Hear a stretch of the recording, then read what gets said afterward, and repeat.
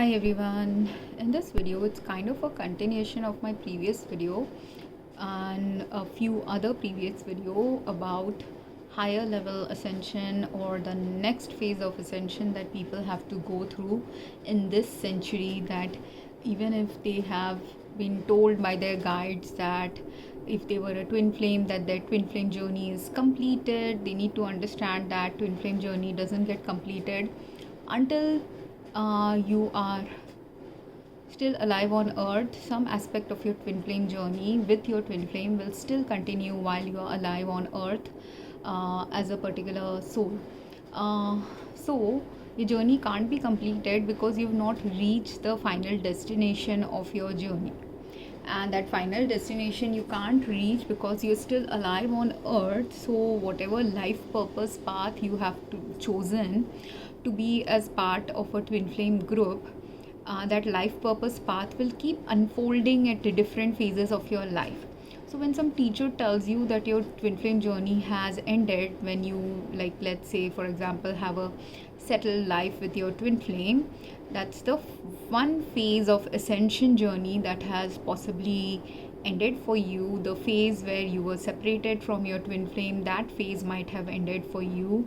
The phase where you've come to be at peace with whatever life path you and your twin flame are choosing, that part of the journey might have been completed. But your journey related to your soul purpose might still be evolving. Journey related to life experiences you have to have before you can start your soul purpose can also be evolving. And anything related to ascension work that you have to do, because all of us, irrespective of whether you are a twin flame or not a twin flame, in this century are here on earth to be part of the ascension journey. And then if some people don't awaken to what they need to do or change or be in order to be on the ascension journey, those souls will be taken off the track of ascension into a different path, where then they wouldn't have ascension in this lifetime. They will have a different kind of a life then, because they are unawakened or not ready to awaken, or not ready to make the changes that are needed for them to be on the awakening journey.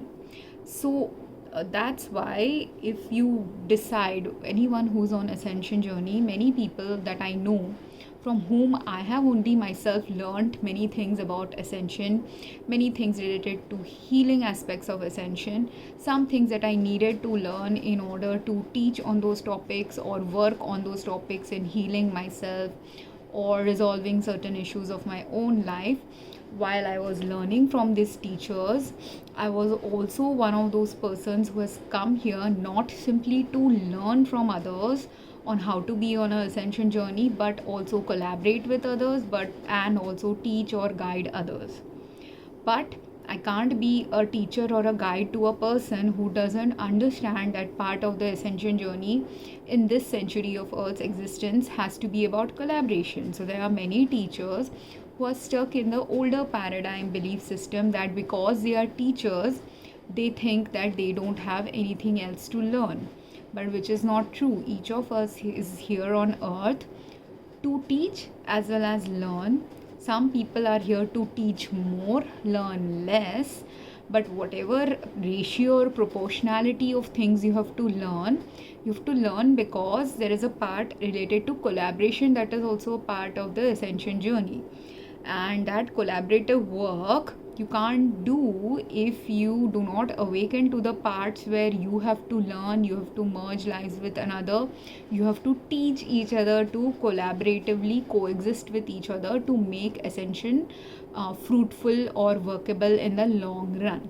So that's why only in ascension, when people, if you look at ascension related work, you will see that all kinds of ascension related work is going on earth. Some ascension work, if you're just looking at the spiritual aspects, some ascension work could be about some people awakening to the importance of Jesus Christ, some people awakening to the importance of Muhammad's teachings or a particular religion's teachings. Some people are, so there are many people of whichever religion they are, many people have started gravitating towards the religious teachings.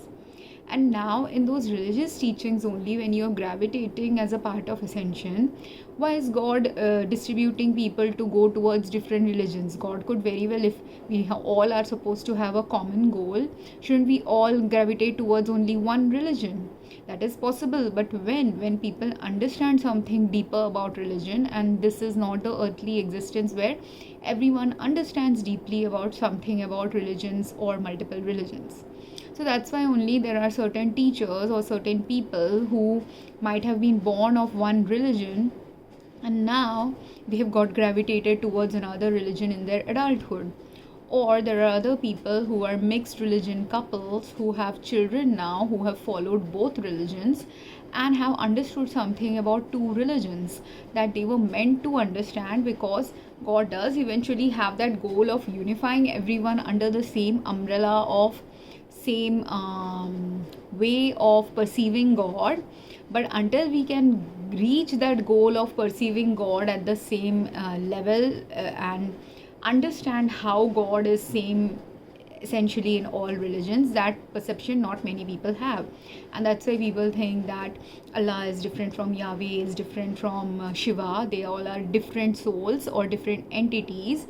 And while it is true that they are different manifestations, but they are also different manifestations of the same fatherly God.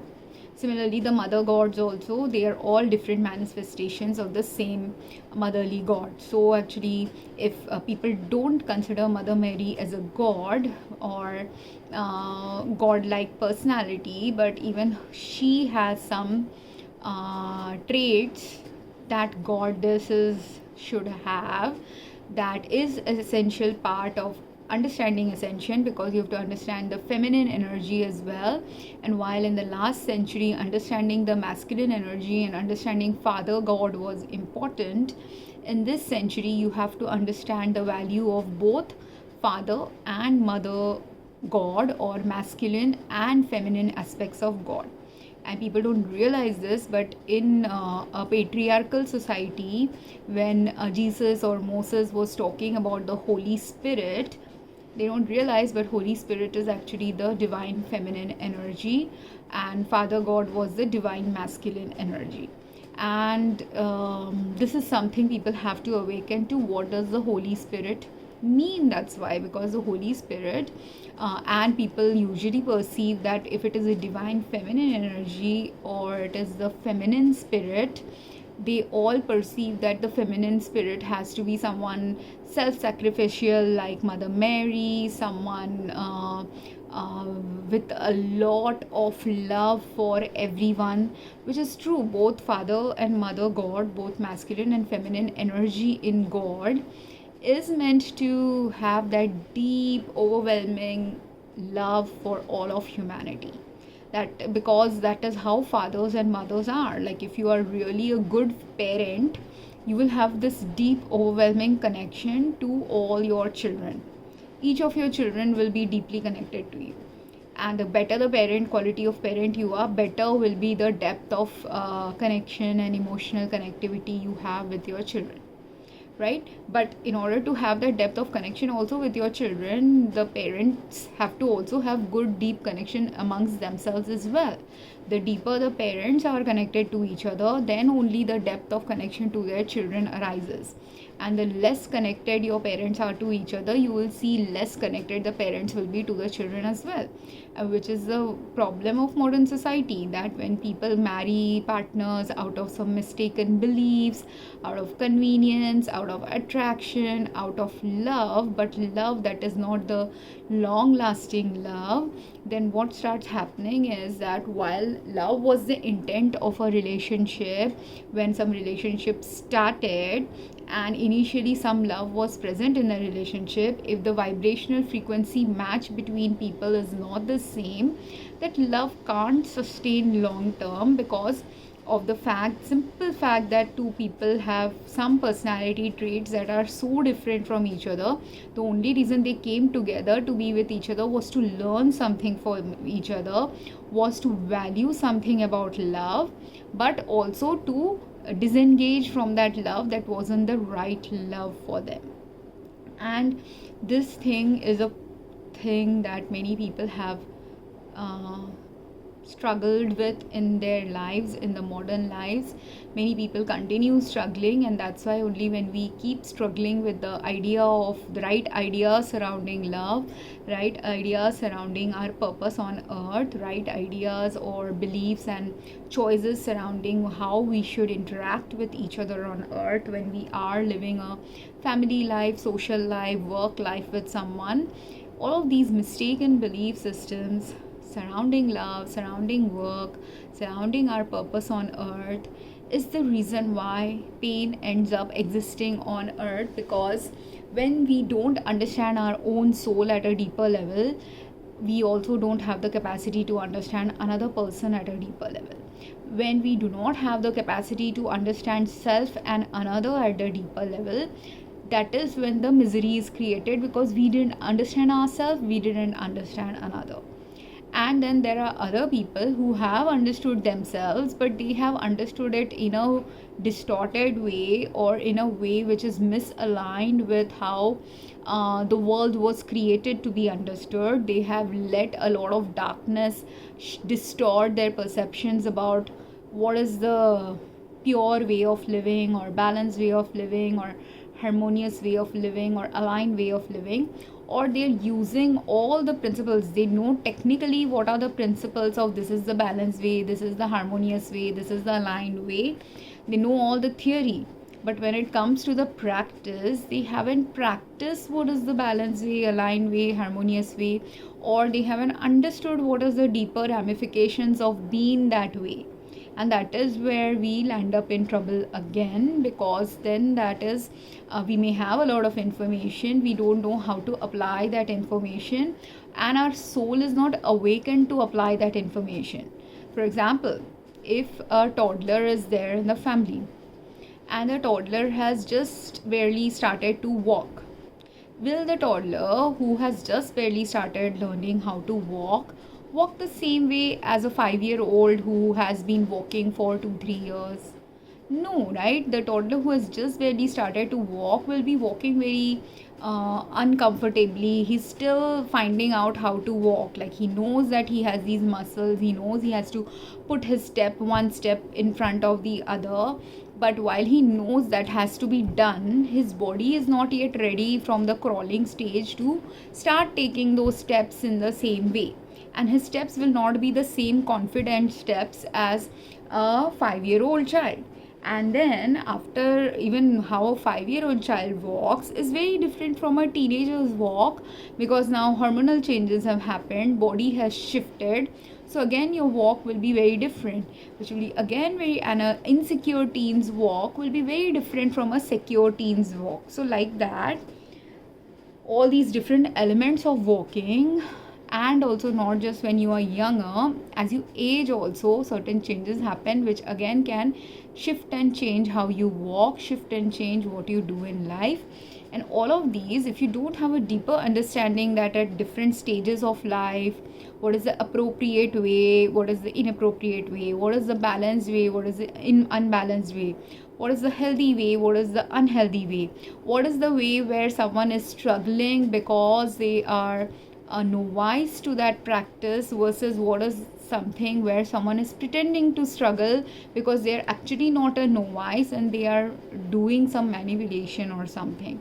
And all of this discernment you cannot have on earth if you are leading a life on earth with only masculine energy oriented patterns of behavior wanting to emerge on life. That's why only the feminine energy exists, to balance and contrast all the things that the masculine does. And not only balance and contrast, but to understand where masculine energy needs to take predominance in life and where the feminine energy needs to take predominance in life. I saw a recent post where someone was talking about how if they had just $500,000 in their bank, they would have a comfortable life. They would not cheat or do anything harmful like how the rich people do, or that person who has made that comment is likely basing the comment on some scams that in India or globally we have all these 3G scam, 4G scam, crores of money involved scams where people dupe people and fleece people of their money. Or when the stock market crashes, there are also a lot of scams are going on at that time when the stock market crashes. When any financial system or housing system crashed in US, again a lot of bad lending practices or fleeching lending practices were involved in it. So these things that happen whenever something crashes, that is actually the feminine energy now taking predominance there. And the reason why things have crashed or systems crash at that point of time is because there's something on earth at that time that is happening at a collective level that can't be managed if it continues that way. And that's why crashes happen. And if it is a financial crash, something was going on related to finances. It was a housing industry crash, it was housing and finance related problems that were causing the housing industry to crash. Stock market crash, it was how people are manipulating the stock market that led to the stock market crash. If it is a business crashing where certain industries which were successful, like you can take an example of a coal industry. When I was a child, coal was greatly used in our homes in India, also in the villages of India, or even in the city life in India. Occasionally we would use when the gas supply was not there or we had emergencies. In city life as well as a village life of a particular state of India, coal was used, and it was easily accessible there in that state because the mines from which the coal was generated there were very closer to that state. So the closer you are to a source of something, the more that source gets used if that source has been found to be beneficial by many, right? So that's why even though I lived in two different states of India, and one of the states of India I never saw anyone using coal in that state except maybe in the remote villages or something, whereas in another state which was very near to the coal mines, those states had more access to coal, more usage of coal. And while it was something that was done 30 years back in India, now because other modern amenities have come up, people slowly stopped using coal, and now the predominance of use of coal has gone down, and other fossil fuels usages came up over the decades of my childhood's life, where I have seen coal being used, and then when coal stopped getting used also in our families. Like that, many of us who has lived enough on earth has seen many changes where certain things were very commonly being done. Like someone who is 90 years old may also remember using horse carriages possibly while traveling, which I have never ridden in a horse carriage except for some I've seen people ride it for fun purposes or old nostalgia related purposes or tourism related purposes. But wasn't there a time like, and horse carriages in US, in India there are camel rides in certain states people do. There's also something like elephant rides where certain places do that as well. So all of these are all tourism related things, because there was a time in Indian history when thousands of years back, hundreds of years back, there were kings who used to ride on horses or carriages or elephants or camels, or people who were in the desert and lived as a tribe in the desert. They moved from one part of the desert to the other using camels. Some people used horse in their daily lives when cars were not there. Before cars were there, it was horse or bullock carts were used for traveling purposes in India. So things like that, in different countries different animal modes of transportation were available. But for whom? For the people who were meant to travel. So who was traveling? Either if you had an adventurous traveling spirit, then you were traveling. If you were a merchant, then you were traveling. If you were a soldier, then you were traveling. If you were a conqueror wanting to spread your empire, then you were traveling.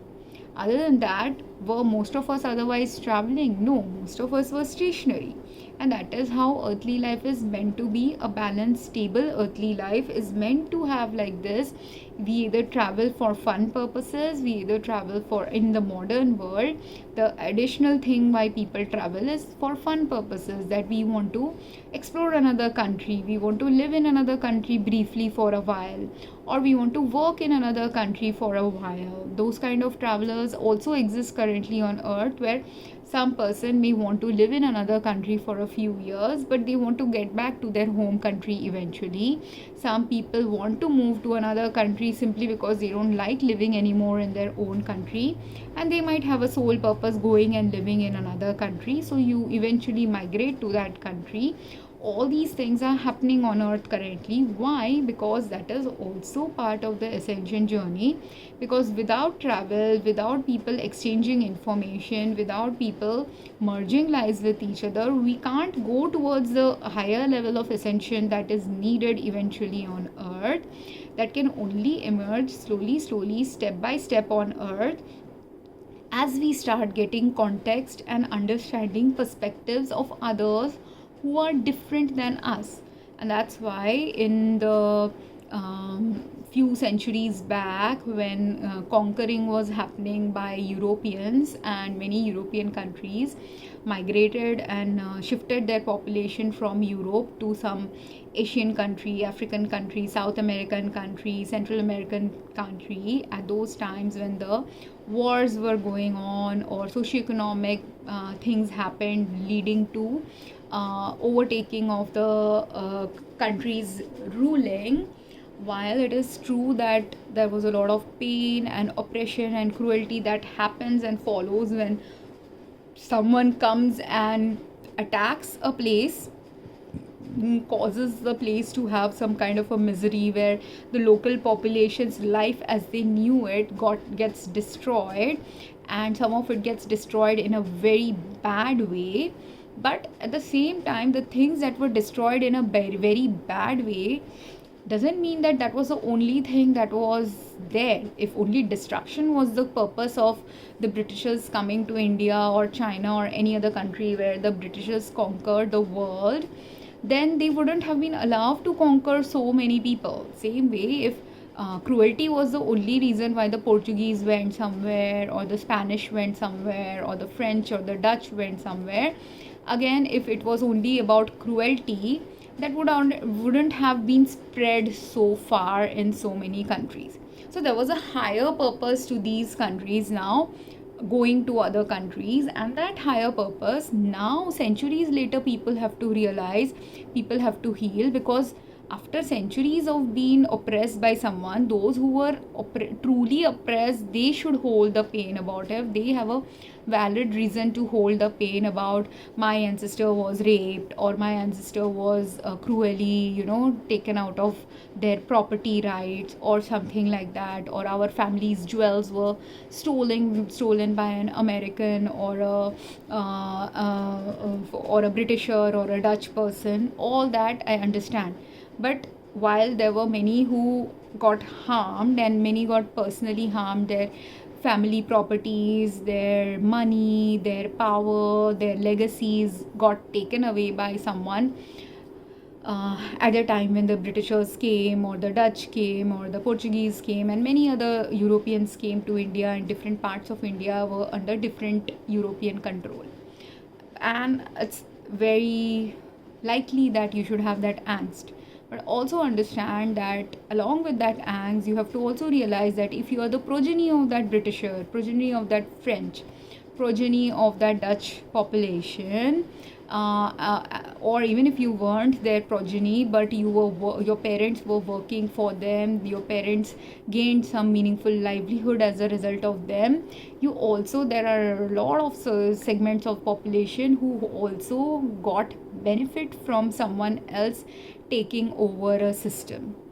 So when the certain systems were taken over, certain properties were taken over, understand that while it was cruel for the family who went through some oppressive conditions as a result of the takeover of their property, but that same family, after their property was taken over, was likely not using their property in the right way, was likely mismanaging the property, was possibly not looking after all the population under their care. Like if you have seen any movies of the British times, then you will see that there was a lot of problems also going on in India. And those problems, which partly, even though the Britishers were blamed for some problems, some of the problems were definitely problems of the British. But before the British, who had come to India? The Mughals. Before the Mughals, who was ruling India? The Indians from different parts. So there were Chandravanshis, Suryavanshis, Cholas, and all other dynasties. My history is really bad, so these are the only dynasties right now I remember. But these were the people who ruled India. And then after they ruled, the Hindus were ruling India. After these different Hindu dynasties ruled, then some Muslim dynasties ruled India, and then some Christian rulers came from Europe. But as a result of this only, what emerged in India is an amalgamation of understanding people from different religions, having cultural influences from different parts of the world, having cultural influences in our food, in our clothing. Because if you will look at our clothing, some of the clothing worn in northern India is also the clothing that is worn in Afghanistan or other nearby countries. Some of the clothes that you wear in southern India is also worn by people in other Asian countries like Thailand, and some nearby African places also wear some similar clothing, because everywhere where the tropical climate was there, where the places are closer to the equator, everyone wears similar kinds of clothes. Everywhere where mountainous terrains are there, snowfall is there, those kind of places also people wear similar kinds of clothes. And whatever else is the biodiversity of an area, related to that biodiversity, some similar clothing style, food style, everything emerges.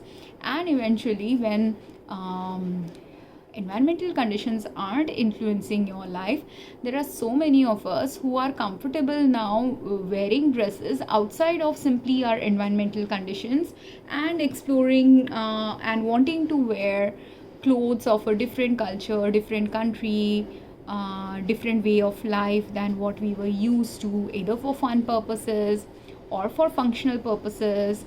If someone is a fashion designer, they can also fuse something from the past into something from the present, into making into some beautiful fashion related things also. But all these things are happening and are able to happen. Why? Because we were able to have the freedom to move, because our ancestors or friends now, the same people who were the oppressors, had become our ancestors, had become our friends, had become our family, had become our colleagues, had become our business partners. And as a result, now we get the context of a different culture, we get the benefit of a different culture, we get to benefit each other, we get to merge lives with each other, we get to also understand better another religion, another culture, another continent, another spiritual belief system, another way of living life, all of which then eventually gives us enough context, either via our ancestors or via our own experiences, to then become more balanced humans, more aligned humans, more harmonized humans, more understanding humans, in a way that God intends us to awaken towards, go towards, and create a understanding towards. And that's why only our awakening journey doesn't end if we are still living.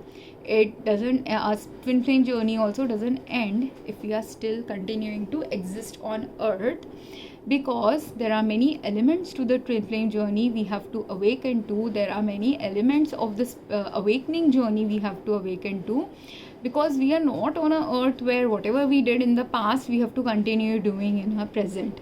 That is not the basic principle of life. Some change has to invariably happen in our life. For some people, mass levels of change has to happen. For some people, small scale changes have to happen. For some people, they have to experience for a while a lot of different changes, so that from that they understand which change is aligned for them, which change is not aligned for them, which change they have to allow and surrender, and which change they have to fight against as well. Because like when Quit India movement happened or other things happened against the Britishers, before that thing happened against the Britishers, Were the Britishers or any other Europeans accepted in India by many Indians for many centuries? They were here in India for a couple of centuries, and when they were here during those centuries, when good was happening or when mutual benefit was happening, it helped a lot of people. But when that benefit now started to be only about a select few, when that benefit also meant that majority of the population's needs were getting ignored, or certain things started happening where some possibly discrimination like things started manifesting on earth or in our country, the discrimination that was ignoring the problems of certain class of people, that was overlooking the problems of certain class of people, there was also possibly a higher purpose that while the Britishers were there in India, they had their higher purpose of being in India was to teach many people the English language. And you will see that English is a language that is spoken by many countries of the world, that has become the official government language of many countries of the world. And without English being that uniform language for many countries of the world, many of us will not be able to communicate with other people from another culture, another country, another continent.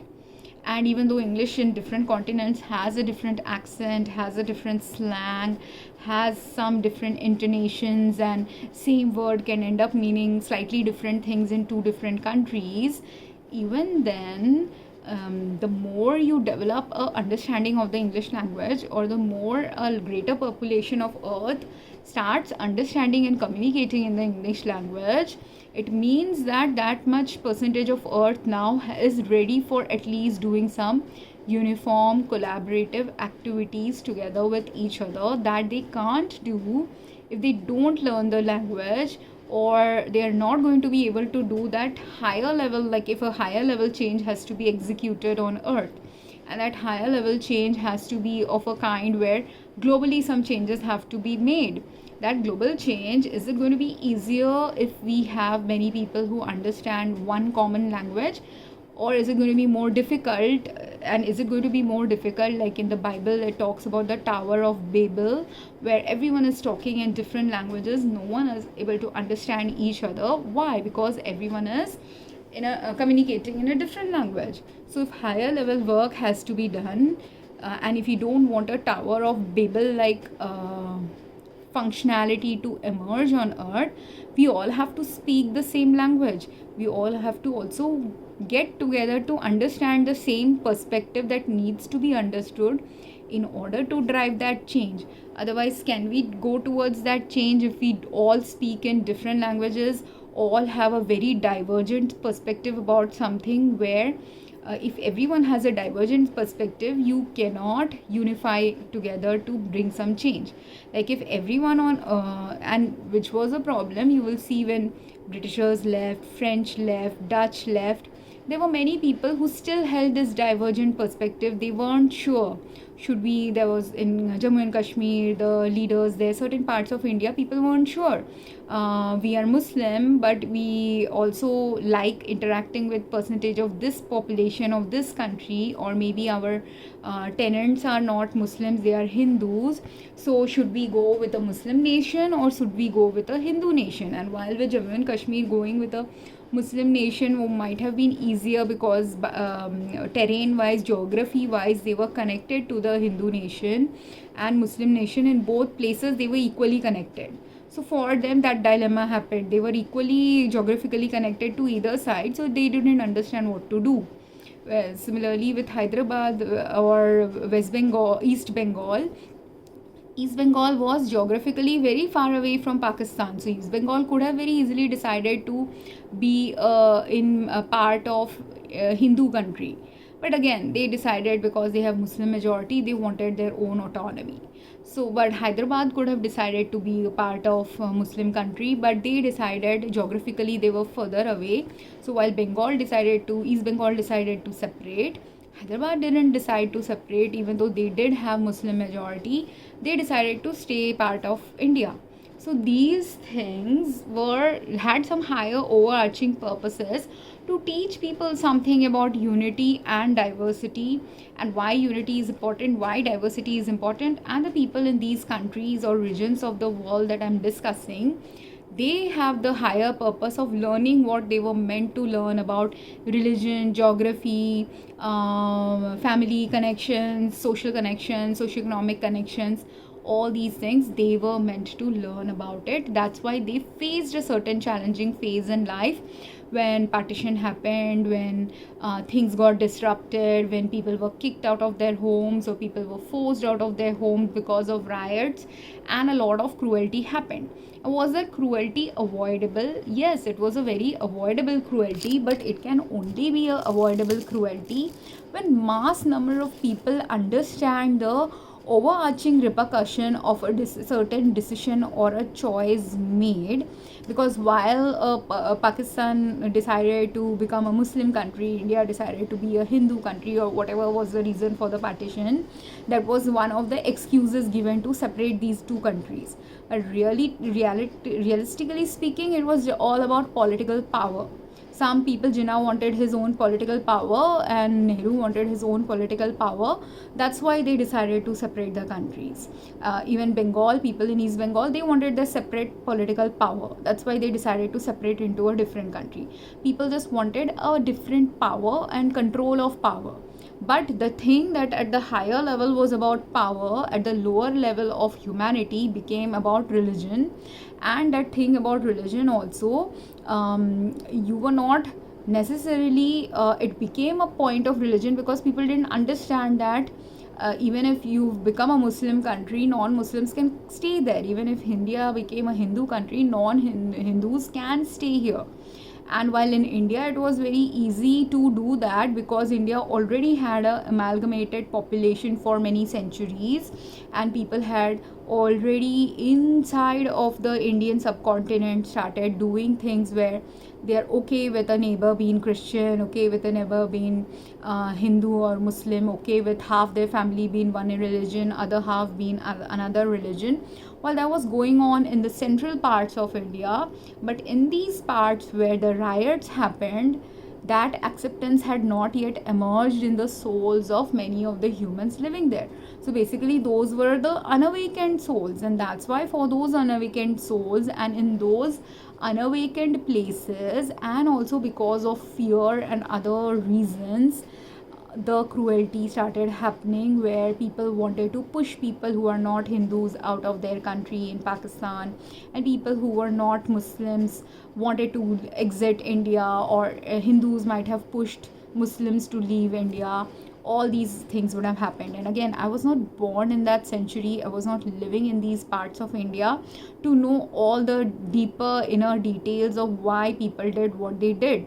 But if you've watched movies about these partition times, every partition movie gives a glimpse of history of some soul who was existing at that time when partition happened, some soul who was inadvertently pushed into partition, some soul who was not inadvertently pushed into partition, who was forced into moving, some soul who found that it was a dangerous situation if they would continue staying in a place where no one was supportive of them staying there. Whereas there were also many souls who did get saved by some generous souls who were accepted despite their religious differences into the family life of someone else or social life with someone else.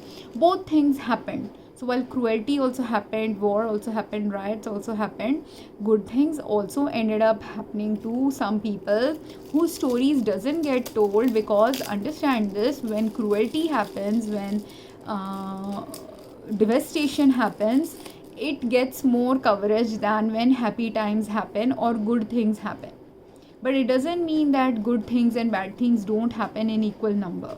The reality is a earth where good things and bad things are equal in number, or when it is nearly equal in number, that is the only time earthly life exists.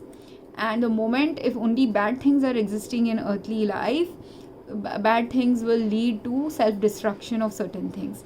And when more of seemingly good things are happening but they are not really good, again it leads to destruction of earthly life. And that's only in Hinduism.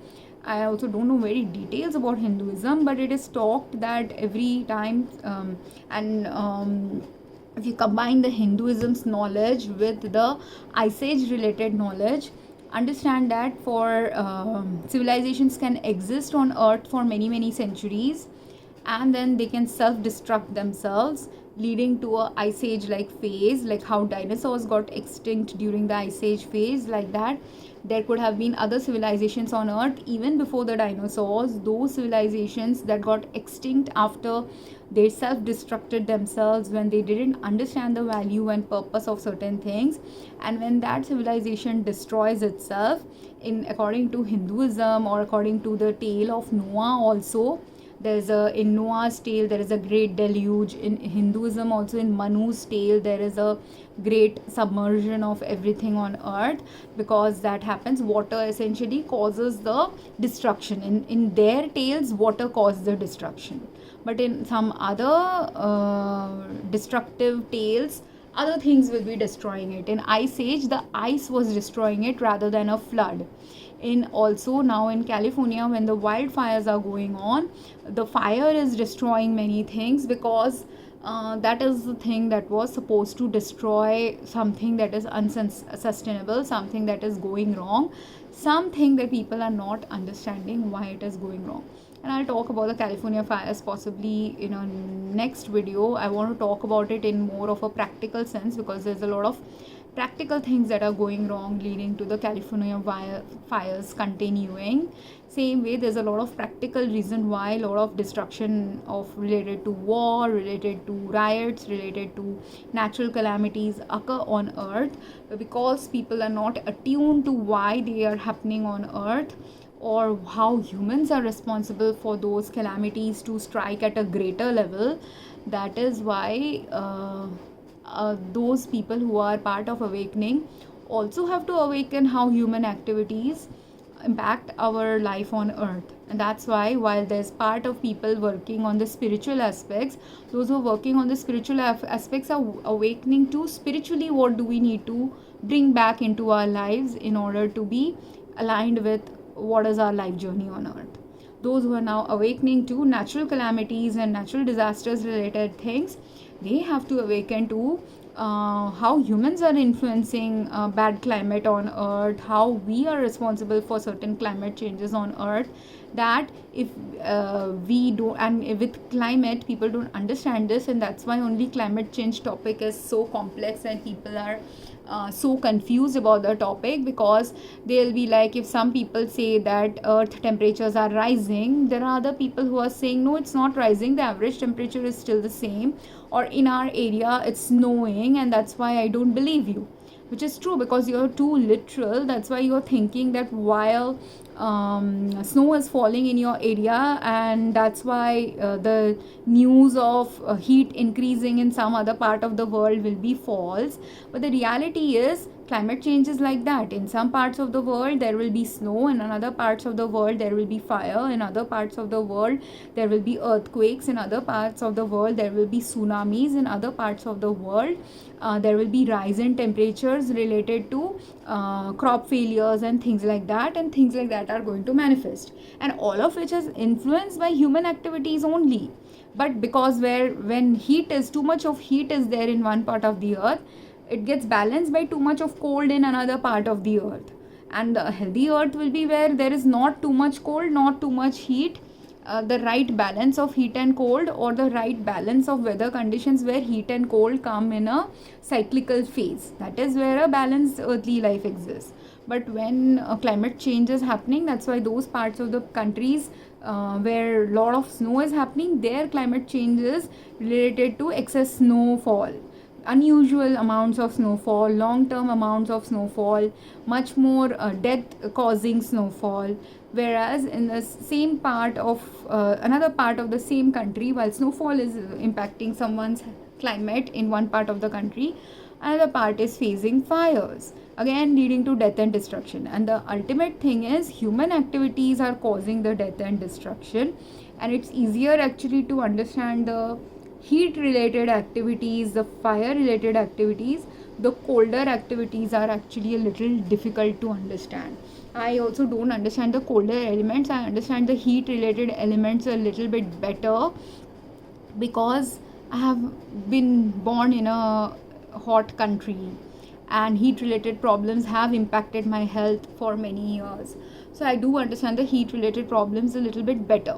It doesn't mean that I don't understand how the cold related problems also come, or I have the capacity to understand it.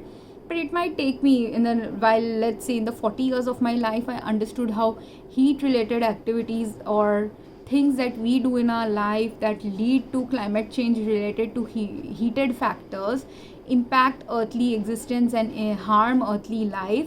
That was my first 40-45 years of earthly life's learning.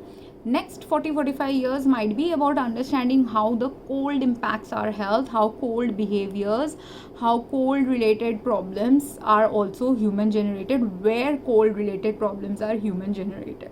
And I'm beginning to understand it. Like I will say, in the first 35 years of my life, it was about heat related problems that were causing harm and leading to harm, and personality trait wise or human actions and choices wise, what was leading to harm was my first 35 to 40 years of earthly existence's knowledge. Whereas in the last 8-10 years, I have found what are the cold related practices, cold calculative practices, cold manipulative practice. That's why I have started and I started first with the manipulative abuse or betrayal trauma or covert abuse related topics, because that is the topic that I am currently facing or I had faced for 40 years. But because cold related, like cold calculating moves are harder to understand, the implications of a cold move happens in a, like fire can easily destroy, whereas cold will destroy as well, but the cold's destruction may not be as easy, may not be as quick, while fire can easily, like, you know, burn down your house or cause a death or cause a destruction of a way of living. That is fire's choice. Fire is an easy destroyer, and then because you're very visibly seeing it has destroyed everything in my life. Whereas cold's destruction is not easy, it takes time to understand, and it can not be as instant, and it might take like 10 years to understand how cold impacted you, like greater degree of cold or the harmful kind of cold.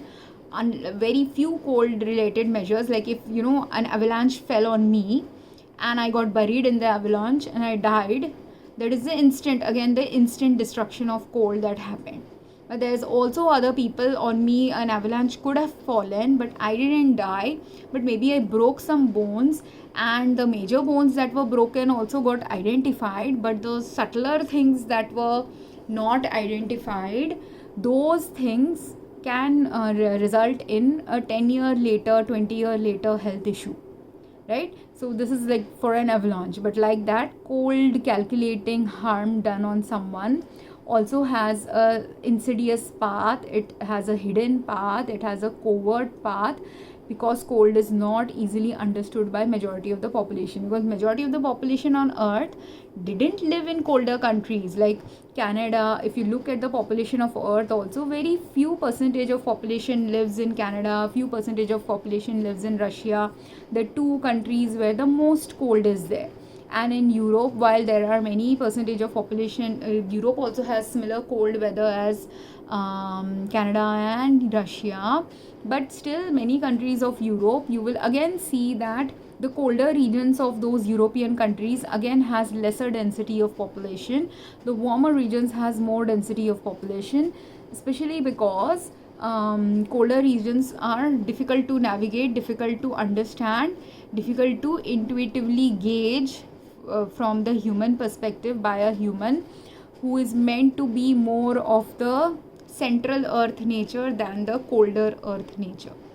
I hope that makes sense. So coldness is not something not everyone is meant to understand, but the people who do understand coldness, colder patterns of behavior, colder ways of looking at life, less warmer ways of doing things on earth, they also have a purpose, they also have certain things they have to awaken to teach others or work on related to the cold. So that is a journey that they have to take, because I don't understand that journey, I can't explain it at that spiritual level that they can explain, or someone who has understood that can explain. I hope this made sense. But I have had the brunt of someone being cold and someone being covert and someone being slowly calculatingly doing insidious harm than the instant harm that happens via fire like things.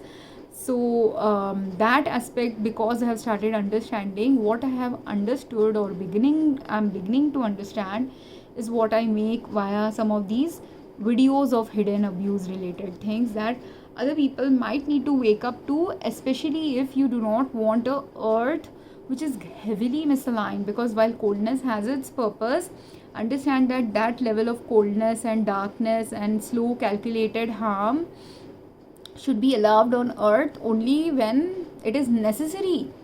When it is not necessary and when it is misaligned with balanced earthly existence, it needs to be called out. And that's why in those circumstances, at that time, fire is necessary to counteract the cold. Someone's fiery alertness about where harm is happening might be necessary. Someone's understanding of how to counteract the coldness with heat is necessary. Someone's understanding of how long-term harm, because when long-term harm is slowly developing, you need the understanding of where it needs to be checked. And that is where the feminine energy of the Holy Spirit as well as divine feminine energy comes into picture to tell you where this needs to stop. Like in Moses' tale, what was the slow developing harm? The extreme cruelty that people who were slaves were facing. And while he released the Jews from the pharaohs, understand that because of the plagues and other things that happened, it's not simply the Jews who got saved. The Jews as well as everyone, and in the story of Bible it talks about the Jews and then the Gentiles were saved. Who are the Gentiles? The Gentiles, according to me, a part of understanding this Gentile population could be to also interpret that they are the meek of the earth. They are the people who will go anywhere where all they want is just to lead life in a normal way. So for them, whatever the pharaohs were doing wasn't extremely cruel, because they were all very gently able to handle whatever cruelty was meeked out to them. Or even if they were also possibly those people who didn't have very cruel pharaoh masters, so their masters might not have been as cruel. But when the moment the slaves were released by the pharaohs, understand that it was not simply the Jewish slaves who got released, but also other religions and other cultures slaves also likely got released, especially the ones with the real cruel ones. Because if the wrath of God fell on the population at that time via plagues and other things, when the wrath of God falls and destroys a large segment of population, at that point also the really cruel will die and the really suffering will die. These are the two population groups who will die first, because the real suffering for some people who are really suffering in a way where the way out of their suffering is not available to them anymore, or the steps that needs to be taken to get them out of the suffering is not simply just getting away from the pharaohs, but more things are needed to get away from the suffering. And they just don't have the health status, family status, social status, physical status. Something is amiss, or a group of things are amiss that they can't carry on forward. So the death, or many deaths that were happening, were also of those who were not who were mercifully dying because their death was the best route for them. And then those who were very cruel, extremely doing something that if they continue to live would be harmful for society of the future, again those people also died. And doesn't mean that some cruel people didn't stay alive, some people who were suffering didn't stay alive. Those are also the people when they were traveling through the desert for 40 years. That is also the other teaching that Moses had to learn. Like while he was leading them, he had to learn why they were wandering in a desert for 40 years. What was the benefit of the life they had in Egypt? What was the disadvantage of the life they have in a desert? Because desert is also misaligned way of living in some ways.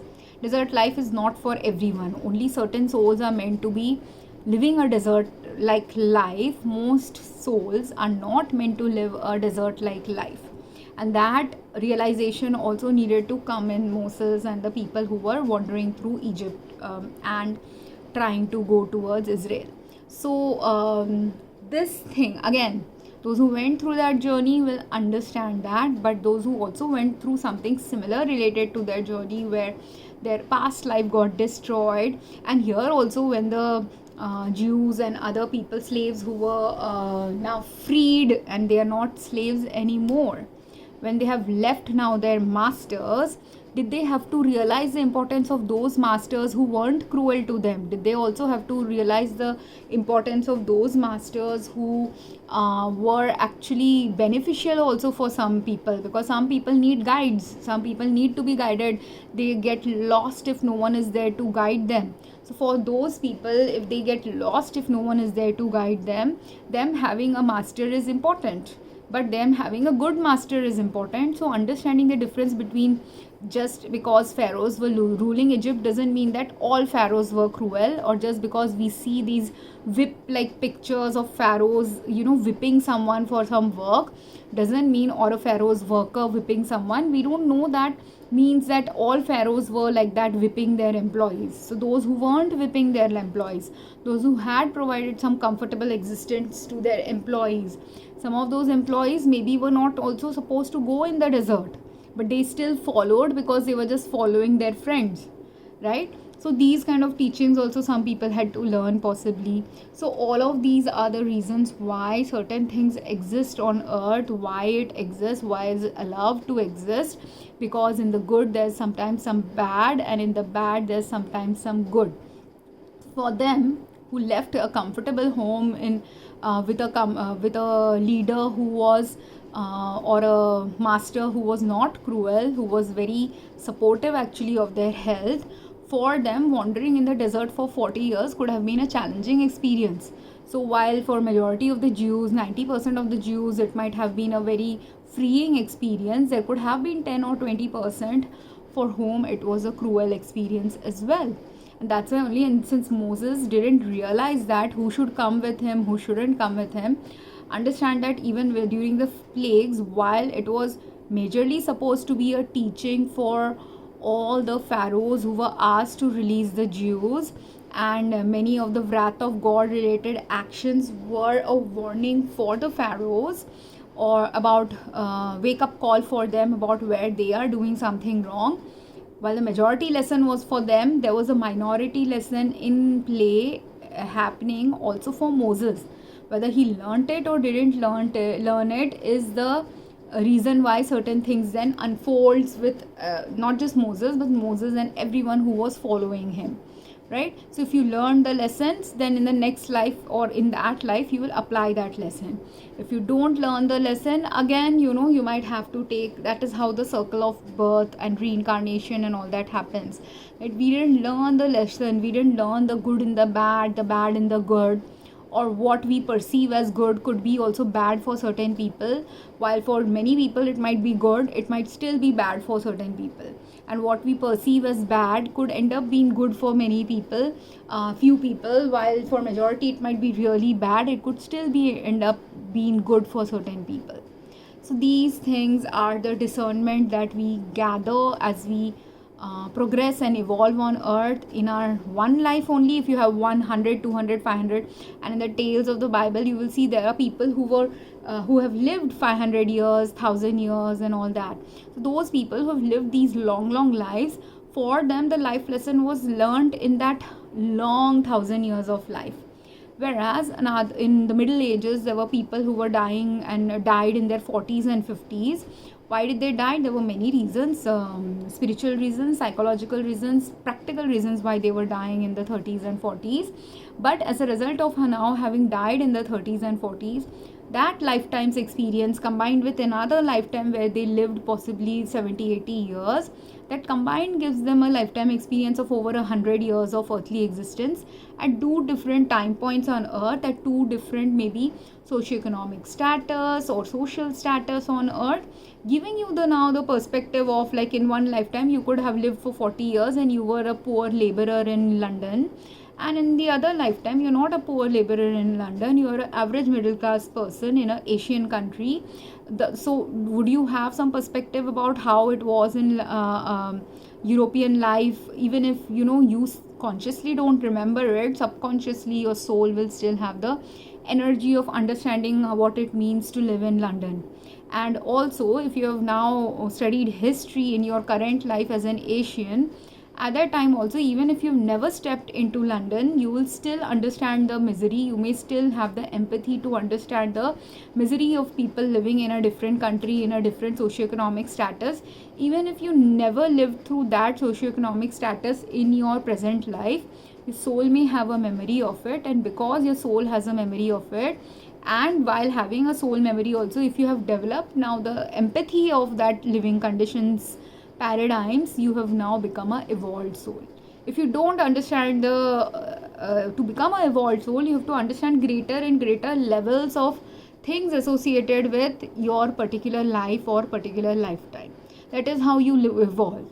If you do, and that greater and greater is the place where true masculine energy works. Masculine energy strives for us to do greater, do better. But a balanced masculine and feminine energy doesn't just longitudinally do better. If it is an imbalanced masculine energy, that is when we are chasing greater and better of the straight line kind, where we want a straight graph of profits for our company, straight graph of continuous happiness driven life. Like every year there are so many people who are in that distorted masculine energy. They want that last year they went to a vacation in some smaller city, and 5 years later, now that they have more money, now instead of a smaller local city of their country, they want a vacation in an expensive city of their country. Then another 5-10 years later, they want to go for an even more expensive vacation somewhere else, and continuously they are seeking and chasing this high of better, wealthier, expensive, like that. And it is a straight graph, but our life is not meant to be like a straight pole. Even though people chase that straight pole, technically our life is meant to be like a wave function. And because it is not a wave function, or because it's a distorted wave function, if in one life you have seen a lot of benefits, then it is very natural that in your next life, that whole set of high that you had in your first life will suddenly either crash in your next life, or one fine day in your life crash. Which is what happened with all those stock market people. They were all chasing a lot of high, lot of money in their bank, lot of money in their assets, whatever their stock market thing was showing to them, which showed that, oh, I'm doing a lot, I have gained a lot, I have accumulated a lot, I have amassed a lot. But one fine day when the market had to crash, whatever was written on paper that you have amassed, accumulated, gained, was completely meaningless the next day. Why? Because you were in the wave function of life. So what goes up has to come down. Now if what went up too rapidly or too maliciously, or some other distorted perceptions led to that up, the crash also will be filled with a lot of pain. But there are also people who also made a lot of money but still were able to handle the stock market crash very gracefully, because for them just earning of the money was not important. Other things were important. They were evolving in life. A Milky Way galaxy is like a spiral. So you are supposed to spirally evolve in life. Like slowly you increase something, but along with the increase of something, you also are able to decrease also certain things that are wrong. You are also able to turn back certain things that are distorted.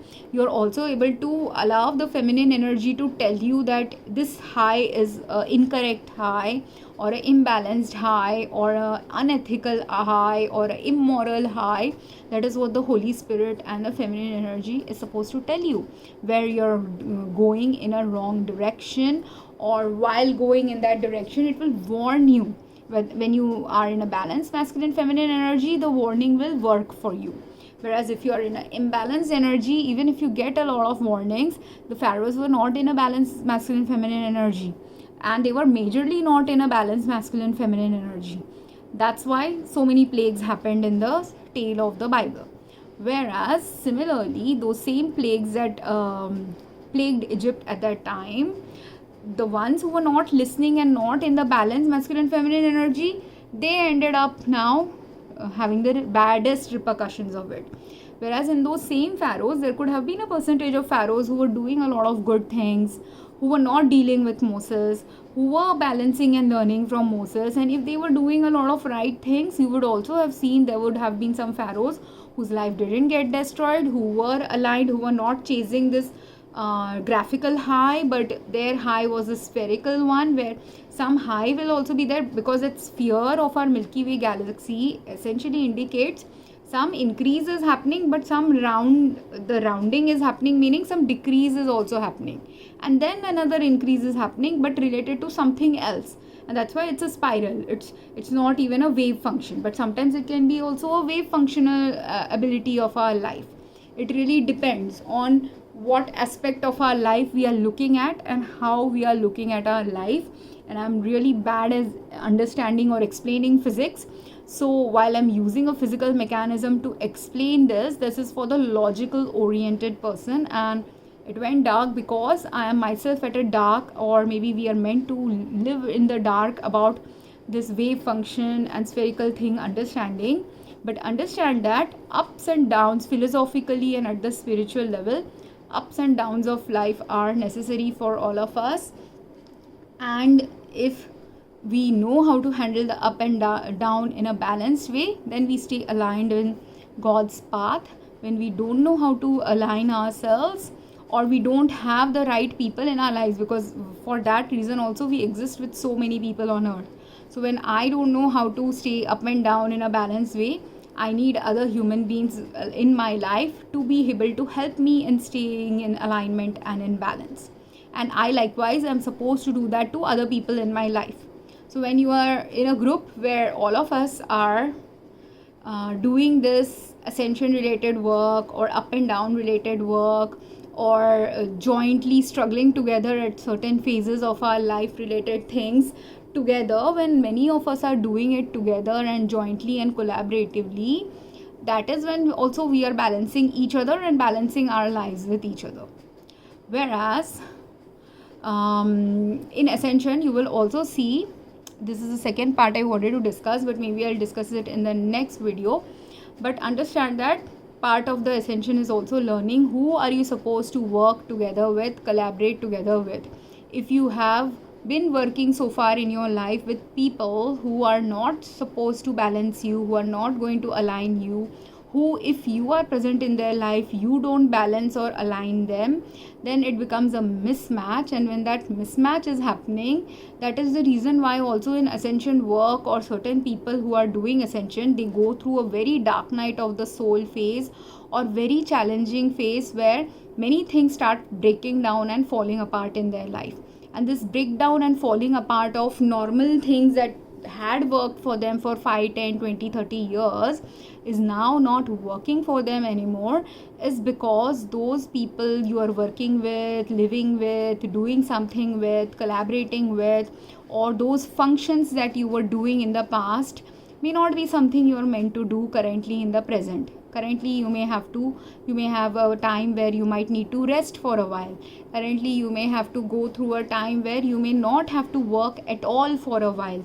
Currently you may have to go through a challenging phase where all the money that you had in the past suddenly got taken away from you, and now you have to learn how to use that, whatever you have in the present, how to work with what you have in the present, rather than focusing on when you will get the next money, because sources of income dried up. All these things are happening to many of us who are in the ascension journey, and that is what I will explain in the next video in a little bit more detail, because everything is related. when you are going through a failure, it is also connected to your ascension. When you are getting success also, it is connected to your ascension. And while many people just in the masculine energies want to focus on only the success side, fun side, gain side of ascension, understand that there is a opposite side of ascension also happening to many other people who have chosen to go through the darkness side in order to understand in the darkness what is the value they have to, what is the light they have to understand from the darkness. And those who are in the lighter side of life, they have to understand what is the darkness present in what is perceived to be a lighter thing.